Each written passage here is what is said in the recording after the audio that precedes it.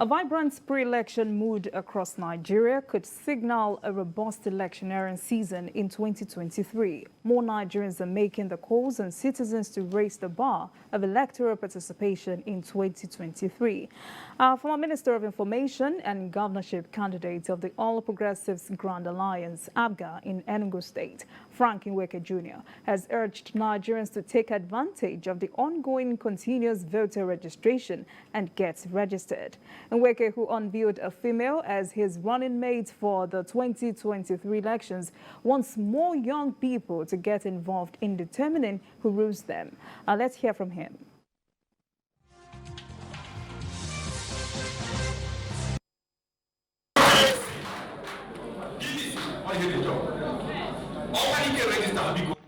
PVC is what we are looking for.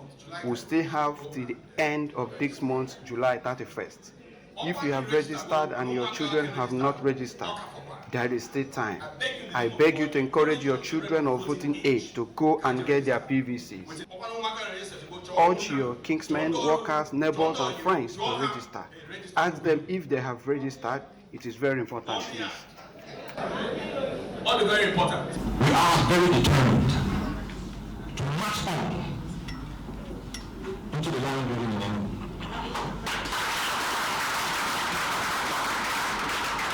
We respect other parties, we respect the choices they have made,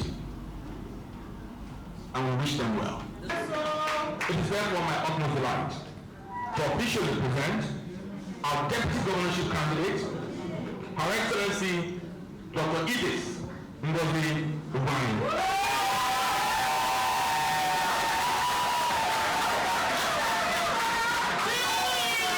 This is a bold statement conclusion and show that for him, it is not about being a voter, but having mountain women who are committed to the dream of creating a state that works for our people. All right, we're now joined by former Minister of Information, Nweke Jr., who is now the candidate of the All Progressives Grand Alliance, APGA, in Enugu State, to speak on the 2023 general election and factors that will shape it. Thank you very much for joining us, Honorable. All right. Thank you so much. Thank you. It's a pleasure to be with you. Thank you. All right, you were Chief of Staff to the Enugu State Governor and former Minister of the Federal Republic under the PDP. Would you like to share with us why you left the party for APGA? Yes, thank you so much. It's a pleasure to be here. It's not very difficult to understand why someone like me would leave one party for the other. And I'm going to go to I'm going to ask or attempt to look at it from the very essence of government. Or what is the meaning of politics? Why do people get into politics? Why are people in government? Why do governments exist? Governments exist to bring about improvements in the welfare and the well-being of the people. Not only do they exist for this purpose, it is also their responsibility. It is also the responsibility of government to ensure that there is continuous progress in any polity where it presides over as an administration or as a government. And my contention is that in the last 7 years of a PDP government in Enugu, the state has witnessed unprecedented retrogression. A water crisis persists in Enugu. Enugu has become one of the filthiest states in Nigeria. Insecurity is pervasive. Youth unemployment is extremely high. Road infrastructure is dilapidated. Our health centers are mere consulting clinics, as the military used to say in those days, and I could go on and on. And so there's a pervasive sense of hopelessness across the entire state. And so to my mind, and I believe that if you were to do a survey of the people of Enugu, a lot of people will confirm what I've just said to you. There is just, Enugu is not working. It's clearly not working. And so what it means to me is that, this party has no business even attempting to field candidates to come back, to retain their incumbency. If it was in, more entrenched democracies, this government would honorably resign. But because things are the way they are in our country, I believe, of course, they want to try their luck in the hope that people are unaware or in the hope that people will forget, or people would, would simply look the other way. But we're not going to let this happen. We're going to keep fighting this. We're going to keep, really pushing to ensure that my party, the All Progressive Grand Alliance, which has shown demonstrable performance in the states where they have held sway, that they come to power in Enugu to really show what can be done and to really replicate what you have in a place like Anambra under Peter Obi, and currently under, first of all, Obiano, the former governor, and then also Professor Soludo, who is governor at this time. Now, talking about the poor performance of the PDP government in Enugu State, we know that structures play a very big part in determining the pendulum, where the pendulum of victory swings in our kind of politics.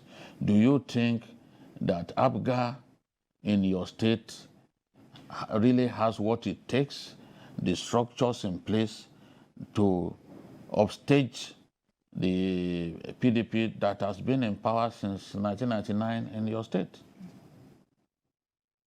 Well, thank you so much. That's an extremely important point. But what I also want to assure you is that while structure is important, the reality on the ground, the quality of lives of the people is even more important. Structure or no structure, across the length and breadth of Enugu, the people are living in abject poverty. Enugu is in contention as the poorer of the 5 states in the sub-region, and in competition with a sister state that I would not like to mention their name. This was not always the case. The water crisis is affecting the entire people of Enugu, structure or no structure. The road infrastructure, the poor road infrastructure is affecting businesses, structure or no structure. The insecurity affects the citizens of Enugu, irrespective of structure of any party in power. In any case, right, I believe that there's a rising wave of consciousness across the citizens, across the length and breadth of our country amongst the electorate. And I think that this was demonstrated in Edo State recently. It was also demonstrated in Anambra State, and then more recently in Ekiti. And just a week ago or thereabout, it was also demonstrated in Osun State, where it has become clear that everyone is tired of bad governance, irrespective of structure. Everyone is tired of this poverty situation, irrespective of structure. Everyone is tired, irrespective of the monies that have been thrown around. And so this is the confidence that we have that our people will rise up at the right time, in the right way, in the right numbers, to actually take back their state. How much difference do you expect the young people, the votes of the young people to make in the 2023 election? As a matter of fact, I actually believe that the vote of these young people is the joker for these elections, right? Because they are the most affected. Demographics across our country shows clearly that the bulk of our population is youthful. The bulk of our population are the ones that are the most vulnerable. They are the receiving end of the misgovernance that we have in our country. Enugu State is not any different. Unemployment is pretty high. There's a high restiveness amongst the young population there, and so you have a situation where children or families have trained their children, and some of them have been have never even had any employment experience, and some of them have been out of school for 10 years, some of them have been out of school for 7, 8 years, 5 years. They've never had a paid job, and then you're asking yourself, why is there restiveness? Why is there criminality? Of course, the reason why there's criminality is because all of these young people with an abundance of energy that they have nothing else to do. And this is such a shame. You know why? Because this youthful population are our greatest resource. They are our most important assets. And properly educated, properly skilled, properly cared for with improved access to health care, these are the people who would help us to really build a thriving economy. These are the people who you can mentor and prepare to take over the management of society in the not too distant future. And unless we do this, I do not see that our country or even our state can go anywhere. And this is what APGA is bringing to the table under my leadership as governor. And this is what my running mate, Dr. Edith Ngozi-Ugwuanyi, and myself are bringing to the table. This is the difference that we're making. This is a commitment we make to the people of Enugu.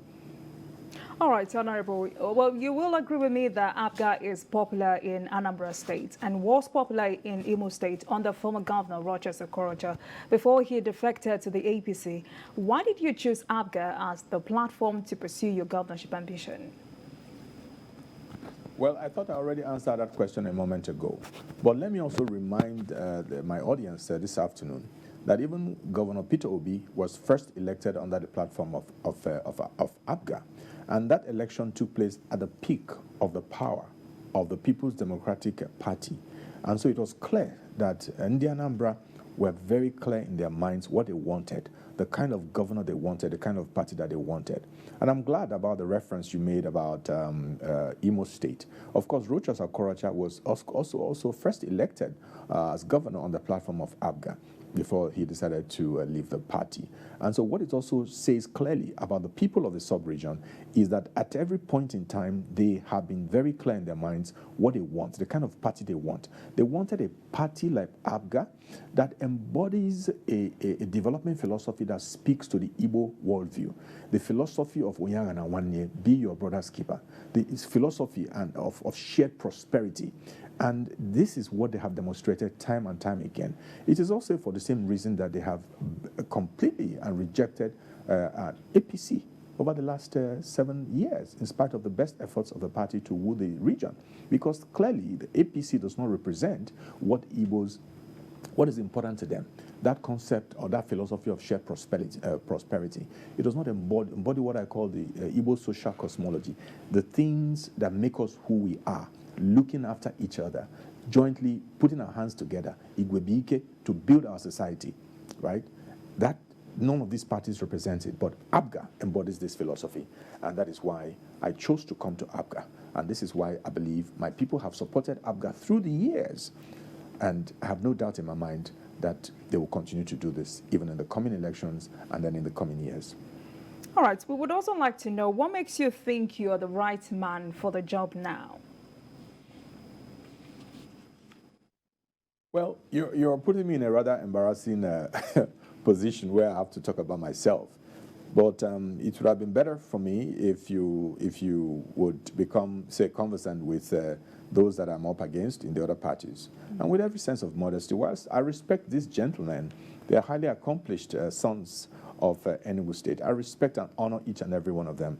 But I like to say with every sense of modesty that when it comes to public administration, when it comes to government and governance, when it comes to exposure at this level, both locally and internationally, I believe that I'm the most prepared.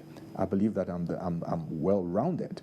And when you look at my time, I mean, my experience in the private sector, my headship of the Nigerian Economic Summit Group, and then the various initiatives that policy options that we provided to the government of Nigeria, and which sort of really helped to catalyze significant economic growth in the time that I was at the NESG. I believe that I am the most prepared at this time, to really provide leadership in Enugu State. Moreover, I'm even happier for the fact that, I'm running on my own steam, right? I'm running as an independent, literally. Yes, it's APGA, but one of the qualities I bring to the table is that people can trust me to take important decisions, to provide leadership. They can trust me to say, if I said something was A, that it was going to be A, right? And I wish I could say the same for others. All right. Honorable, APGA, we know APGA is factionalized, having two national chairmen. We have the person of Edoze Njoku and Dr. Victor Ikeoye. And we know you have pitched your tent with Dr. Victor Ikeoye. Why is the situation this way? Well, let me be very, very clear. Okay. APGA is not factionalized, right? I think it's important. APGA is not factionalized. And it is important that we learn to really challenge people when they make false claims. What is the easiest way to find out the authentic leadership of the party? You may want to, engage INEC. Go to the INEC website. Or if you don't want to go to the website, go and see the INEC chairman or the relevant department in INEC that can confirm what or who the authentic leadership is or who the authentic leadership are. And you will find that there is absolutely no contention whatsoever at this time that Ozombo, Dr. Victor Ikeoye, is the chairman of the All Progressive Grand Alliance, APGA, at this time. All right, so your choice of Dr. Ngozi Ugwuanyi as your running mate explains that you will run a gender-friendly government if elected governor of Enugu State. Now, what will your running mate bring to the table? Because the PDP running mate too is from the Northern Senatorial District.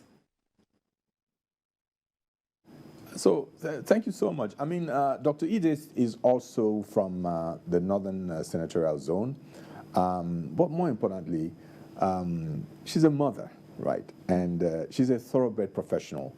She's a nurse by training. She has a first degree in nursing, and she's highly experienced as a nurse. And she also has a degree in business, which shows clearly that she has diverse competencies, and she also has a PhD in health administration. But more than anything else, it is the selfless service. Record of service that she's had. She's a wonderful grassroots mobilizer, and she brings tremendous capacity to the ticket.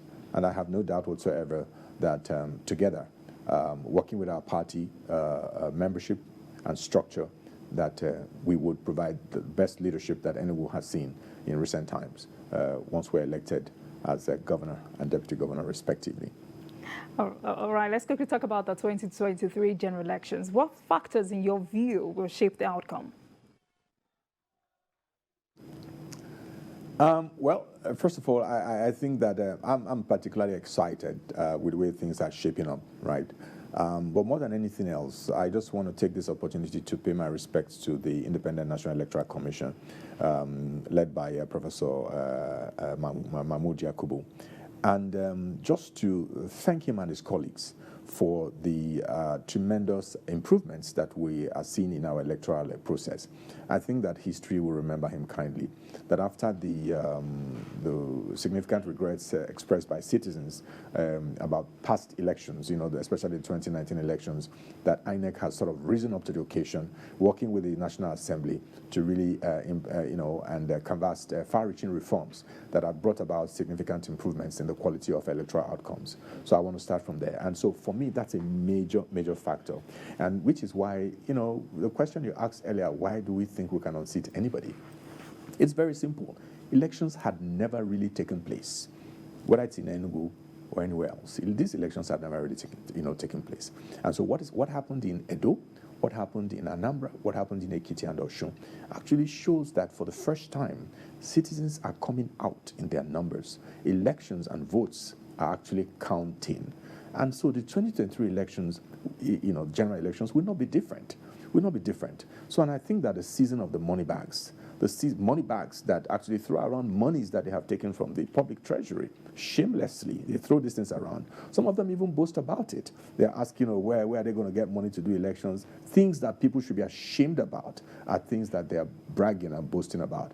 But thankfully, Professor Yakubu and his colleagues, and then of course our National Assembly, that I also thank, for really, getting on the right side of history by,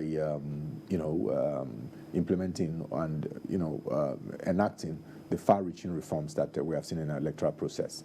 I also know that, there is an unprecedented interest amongst new voters, made up essentially by young people. Everyone is tired. And you know what? I would have been surprised if young people were not actually, if young people hadn't are not taking interest in what is going on. The reason is very simple. Some of us are in the summer of our lives, and most of these young people are in the spring of their lives. This is their most productive years, and to continue to sit back while individuals who do not have the interest of the public ascend public offices, it is most unfortunate. So I'm really, really happy that there's that new consciousness, and that not only is the consciousness there, they've trooped out in their large numbers to register to vote. I just want to urge them to please, having registered to vote, endeavor to actually pick up your PVCs. Pick up your PVCs.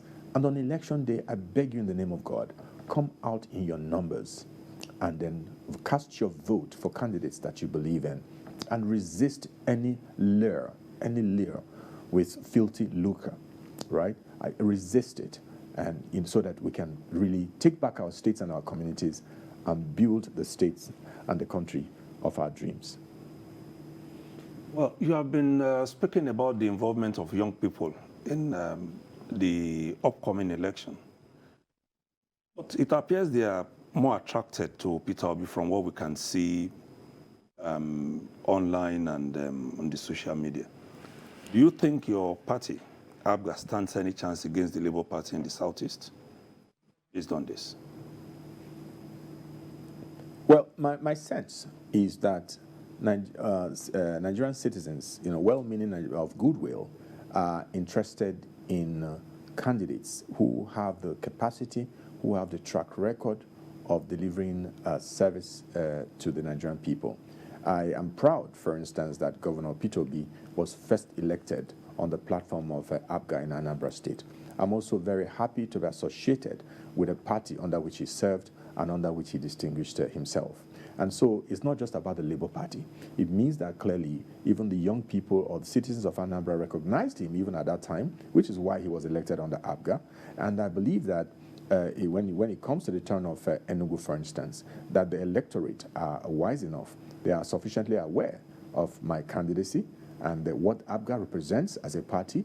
They're also aware of my track record of delivering quality service, on matched service at every level.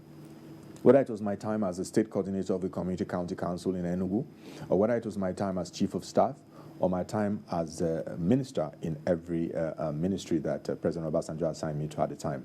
I believe that my record speaks for itself. I believe that the fact that I've discharged my duties in all of these positions with integrity, with honesty. All of these things, I believe, will come into play when the time comes. And so I really look forward to it. Now let's talk about the Nigerian economy. I understand that you played a big part in the NESG for quite some time. What do you think we are not doing right as a country that makes our economy to be on a cliff, so to say, at this point? What are we not doing right? What should we do to reflate the economy to get the Nigerian economy booming again? Okay, thank you so much for that excellent question. Now, I'm somebody who is big on leadership. I'm very, very big on leadership. I believe whether it is leadership in your family, whether it is leadership in an office, whether it is leadership in a community, in a state, or in a country, leadership is key. Visionary leadership, knowledgeable leadership, disciplined leadership, leadership that has the fear of God, leadership that is people-centered is key for the development of any nation, of any sector.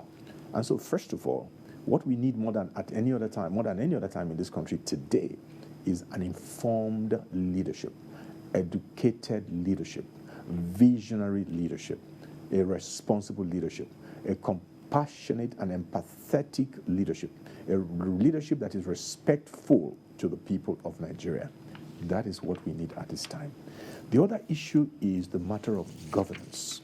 When I say governance, I'm talking about the processes of government, allowing the processes of putting in place the processes of government that can withstand the test of time, right? And unless we do this, we are going to continue to have problems. But the last but not the least is the kind of policy choices that we choose to make. If you deliberately choose to make the right policy choices at any point in time, you cannot expect to make any kind of progress. If you run a government that is endemically corrupt, where you take all the monies, the members of government take all the monies belonging to the nation and for which ought to be used to provide services to the people, you cannot expect to make progress. Nobody fetches water with a basket and expects to find any water in that basket. It cannot hold any water. And so let me just use one example, for instance. You look at the issue of subsidy. look at the issue of subsidy, petroleum subsidy. Now, subsidy as a tool for economic management in itself is not bad. The question is, to what do you apply this subsidy? What sectors do you apply these subsidies to?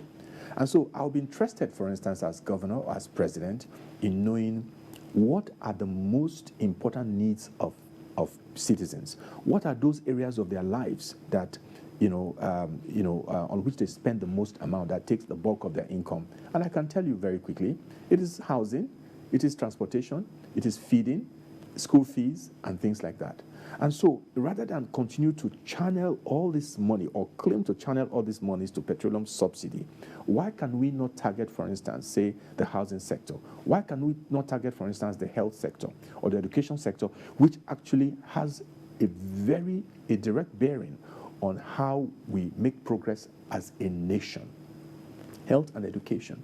Unless you educate these children, unless they are healthy, unless they survive childhood, you cannot expect to have people, really, contributing productively to this economy. So that is not the case. But we have chosen, year after year, in spite of well-considered advice by a group like the NESG, and let me say, I'm not speaking for the Nigerian Economic Summit Group, by well-considered opinion by groups like the Manufacturers Association and the Employers Consultative Assembly. I don't speak for them.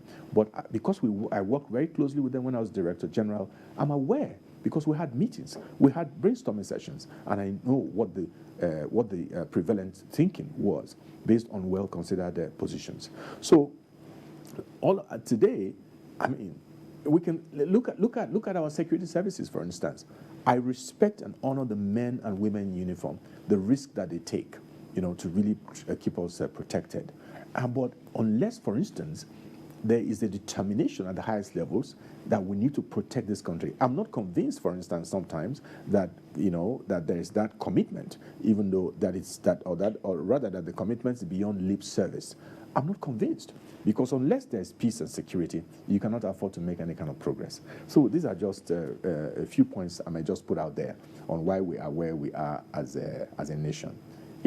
We're importing petrol, and yet we're an oil-producing nation. This has been the case, and the reason is not difficult to understand, right? The importation system is an ATM for a group of people. It's an ATM for a group of people.